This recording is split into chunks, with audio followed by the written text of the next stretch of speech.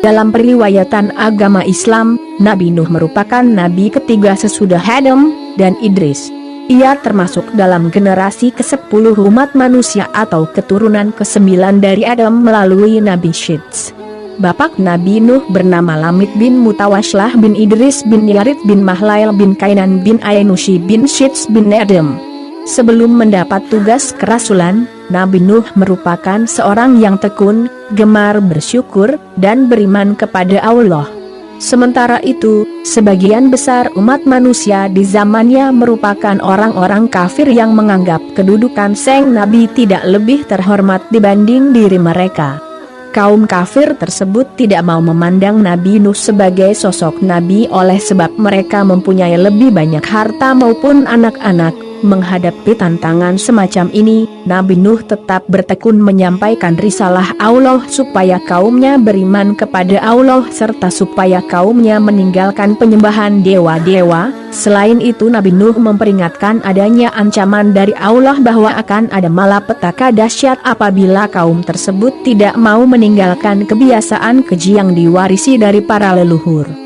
Kaum yang dihadapi Nabi Nuh merupakan salah satu generasi manusia yang diberi umur panjang serta dilimpahi kemakmuran, juga dianugerahi perawakan tubuh yang jauh lebih perkasa daripada generasi manusia pada zaman sekarang.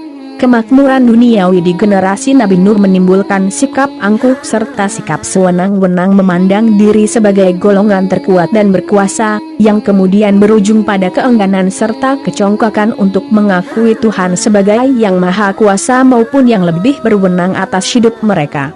Allah menyebut kaum Nuh sebagai kaum paling rusak di muka bumi. Nabi Nuh sangat bertekun untuk mendakwahkan risalah Allah ke berbagai tempat di muka bumi. Baik siang dan malam, Nabi Nuh berkeliling sambil berdakwah kepada agar kaumnya bersedia menuruti ajaran Allah yang disampaikan melalui dirinya. Tetapi kaum itu tidak menerima risalah-risalah tersebut, bahkan kaum itu menuduh Nabi Nuh sebagai seorang pendusta. Hal ini membuat sang Nabi berupaya dengan cara sembunyi-sembunyi untuk mengajak banyak orang menuruti risalah Allah. Walaupun demikian, kaum Nuh justru menuduh ia merasa iri terhadap kemewahan dan kekayaan mereka sehingga Nabi Nuh dianggap membutuhkan harta benda mereka. Akan tetapi Nabi Nuh menegaskan bahwa ia sama sekali tidak menghendaki uang mereka sebagai upah sebab upahnya berasal dari Allah. Kaum kafir itu tetap berkeras melakukan tindakan keji, meski ada Nabi yang berdakwah di tengah-tengah mereka. Perjuangan Nuh dalam menyampaikan risalah-risalah tidak disambut oleh kaumnya, akibat kaum itu hanya memperhitungkan derajat Nabi namun tidak sedikit pun mau memperhatikan risalah-risalahnya. Kaum itu menilai Nabi Nuh sebagai seorang yang menyimpang terhadap tradisi leluhur sehingga mereka menyebut ia sebagai orang sesat. Nabi Nuh membantah hal ini dengan pernyataan bahwa Allah yang telah mengutus ia sebagai seorang rasul supaya menyampaikan amanat-amanatnya sebagai nasihat-nasihat untuk mereka, bahwa Nabi Nuh mengetahui ajaran Allah yang tidak diketahui oleh kaumnya. Akan tetapi, kaum Nuh merasa ragu dan heran bahwa ada seorang pemberi peringatan tentang ajaran Allah dari kalangan mereka sendiri, oleh sebab mereka telah menganggap sosok Nabi Nuh setara dengan manusia biasa.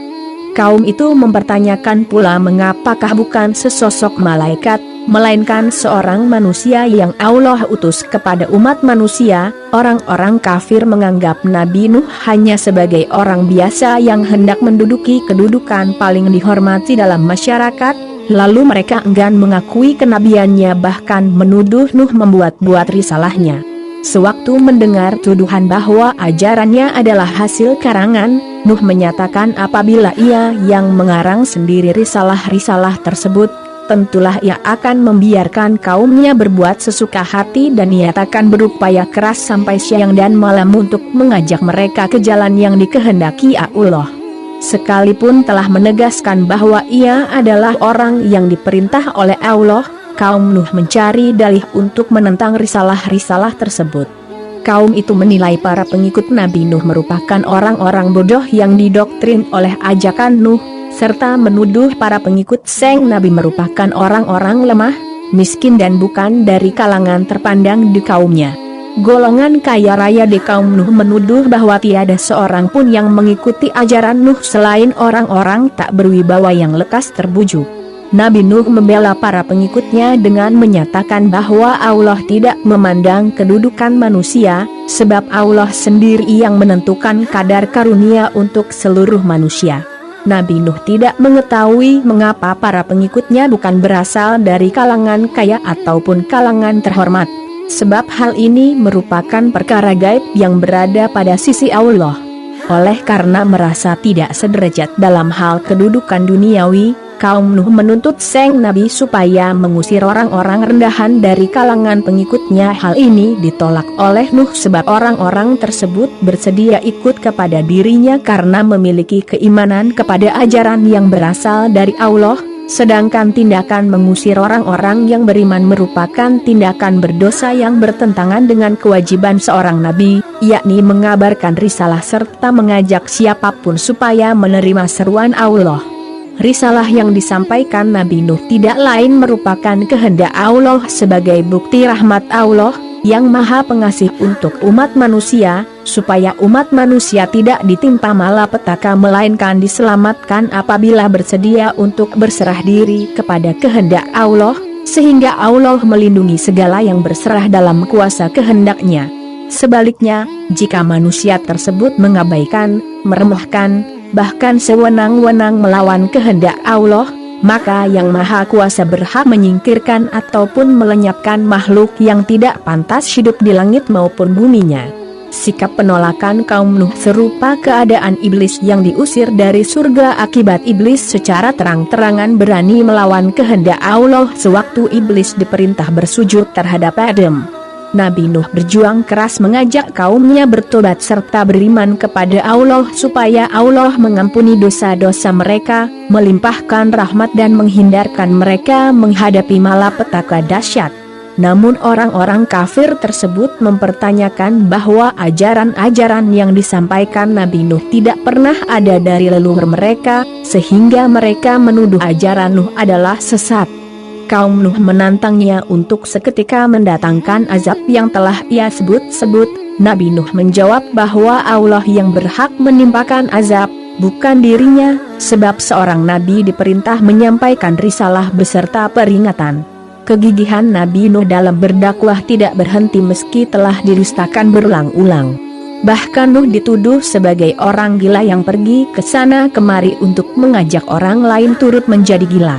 Kemudian kaumnya menyerukan ancaman rajam apabila ia tidak mau menghentikan dakwah tersebut.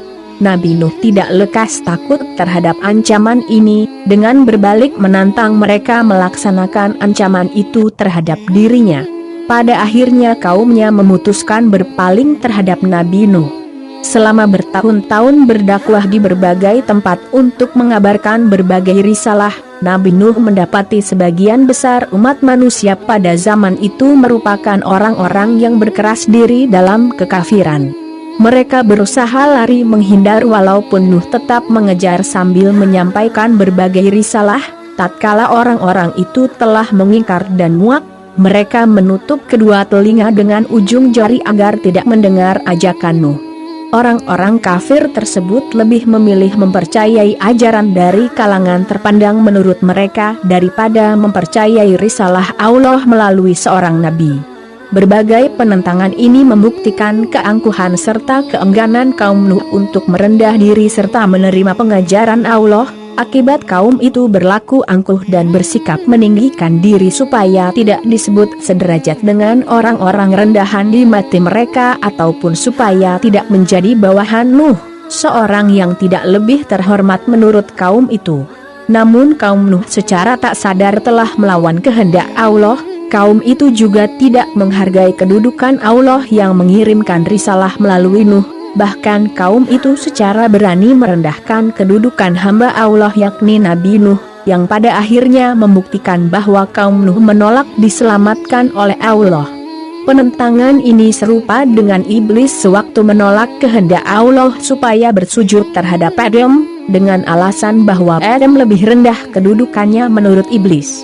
Berbagai penolakan kaum kafir yang sewenang-wenang menentang risalahnya membuat Nabi Nuh memikirkan cara lain, yakni berdakwah kepada generasi penerus dari kaum kafir tersebut. Walaupun demikian, terdapat tindakan keji diperbuat oleh generasi pada zamannya, yakni mengadakan sumpah larangan menyembah kepada selain dewa-dewa mereka. Larangan ini yang diwariskan secara turun-temurun sehingga kaum Nuh melarang seluruh keturunan mereka untuk menyembah Allah sampai selama-lamanya. Tindakan keji ini mengakibatkan dari generasi ke generasi pada zaman Nuh menolak mengakui Allah, yang berakibat banyak generasi hidup sesuka hati di muka bumi tanpa aturan dari Allah. Keadaan ini mengecewakan Allah, sebab kehidupan di muka bumi telah rusak dan perilaku umat manusia menjadi tanpa kendali. Kesedihan juga dirasakan pula oleh Nabi Nuh, sebab hal ini menjadikan perjuangan dakwahnya selama ini seakan berakhir sia-sia. Nabi Nuh mengalami duka cita mendalam terhadap kekafiran maupun sikap keras kepala kaumnya yang berlangsung turun-temurun meskipun ia telah berusaha sekuat tenaga selama bertahun-tahun untuk membimbing kaum itu supaya bertobat dan berserah diri kepada Allah. Nabi Nuh meratapi nasib kaumnya, kemudian ia mengadu kepada Allah. Nuh berseru, "Ya Tuhanku, sesungguhnya mereka telah mendurhakaiku dan telah menuruti orang-orang yang harta maupun anak-anaknya tidak menambah apapun melainkan kejahatan belaka, dan mereka melakukan tipu daya yang keterlaluan, dan mereka telah berpesan, jangan pernah sekalipun kamu meninggalkan penyembahan dewa-dewa kamu, dan jangan pernah pula kamu meninggalkan penyembahan Wad, dan jangan pula Suwa, Yagut, Yauk dan Nasr, dan sesudahnya mereka telah menyesatkan banyak manusia, dan janganlah engkau tambahkan terhadap orang-orang yang lalim itu selain kesesatan disebabkan kesalahan-kesalahan mereka, mereka ditenggelamkan lalu dimasukkan ke neraka. Maka tiada penolong untuk mereka selain dari Allah." Qs. Nuh 21-25. Dalam kepedihan kalbu, Nabi Nuh memohon Allah supaya tidak meluputkan seorang pun dari generasi-generasi kafir itu bertahan hidup di muka bumi, melainkan melenyapkan seluruh orang kafir itu, sebab orang-orang kafir itu telah berani menantang azab ilahi yang diancamkan kepada mereka. Bahkan generasi-generasi tersebut akan seterusnya menjadi makhluk-makhluk yang rusak di muka bumi, sehingga Allah yang Maha Kuasa dapat mengganti umat tak berkenan baginya dengan umat yang lebih baik. Pengaduan ini dikabulkan oleh Allah. Allah memerintahkan Nabi Nuh mendirikan sebuah bahtera sebagai tempat perlindungan menghadapi air bah yang akan menenggelamkan seisi bumi serta melenyapkan segala makhluk di muka bumi. Nabi Nuh juga diperintahkan supaya berhenti meratapi perilaku keji kaumnya. Ketika Nabi Nuh bersama para pengikutnya sedang mendirikan bahtera, banyak orang dari pemimpin kaumnya yang menertawakan dan mencela. Dahulu ia mengaku sebagai seorang nabi, sekarang ia hanya seorang tukang kayu yang sinting. Maka Nabi Nuh menjawab, "Jika sekarang kalian mencela kami, kelak kami akan membalas celaan kalian itu sebagaimana sekarang kalian mencela." Setelah bahtera selesai dibangun, Allah memerintahkan Nabi Nuh menempatkan berbagai jenis hewan secara berpasang-pasang ke dalam bahtera tersebut supaya menyelamatkan keberlangsungan hewan-hewan tersebut di muka bumi. Selain itu, Allah memerintahkan seluruh penghuni bahtera memuja-muji seraya berdoa kepada Allah selama berada dalam bahtera tersebut. Orang-orang yang turut dalam bahtera hanyalah Nuh dan para pengikutnya yang berjumlah sedikit. Namun mereka inilah para leluhur ras manusia sebagai golongan pewaris kuasa, yang kemudian menjadi berbangsa-bangsa di muka bumi. Badai yang sangat lebat disertai luapan air dari dalam tanah selama berhari-hari menyebabkan permukaan bumi hilang tersapu air dan melenyapkan segala makhluk hidup terkecuali para penghuni dalam bahtera Nuh. Air bah bahkan menutupi seluruh permukaan bumi, baik bukit maupun pegunungan tidak luput tenggelam terhadap terjangan ombak yang menjulang tinggi. Ketika air hampir menenggelamkan seluruh permukaan bumi, Nuh mendapati salah satu putranya, Kanan, sedang mencari perlindungan terhadap air bah dengan berlindung ke sebuah puncak gunung. Kanan sejak semula tidak percaya terhadap ajaran sang ayah. dan kanan justru memilih ikut dengan generasi-generasi pembangkang yang dibinasakan. Didasari rasa sayang terhadap sang anak, Nuh memanggil-manggil anak itu supaya masuk ke dalam bahtera, namun anak itu justru berlari menghindar, lalu anak itu turut ditumpas bersama kaum kafir tersebut. Nabi Nuh hendak meminta pengampunan untuk anaknya, namun Allah menegur supaya Nabi tidak melakukan hal ini. Setelah air bah surut, Allah menempatkan bahtera Nuh berlabuh di Bukit Judi, kemudian Nabi Nuh beserta seisi makhluk hidup penghuni bahtera diselamatkan supaya meneruskan keberlangsungan makhluk hidup di muka bumi.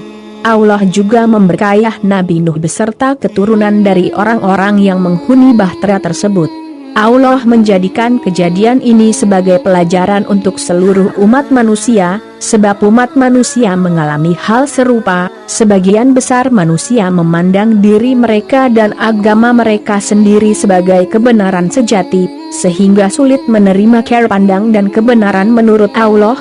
Maka sebagian besar manusia akan berada dalam kesesatan kemudian tenggelam dalam neraka, sementara itu hanya orang-orang tertentu yang sanggup memandang sebagaimana cara pandang Allah sehingga mengorbankan pandangan diri sendiri supaya berkenan untuk Allah dan layak sebagai penghuni surga. Setelah kejadian banjir bah, Nuh masih hidup selama 300 tahun, bahkan masih sempat mendidik Nabi Ibrahim serta mewariskan risalah Allah kepadanya.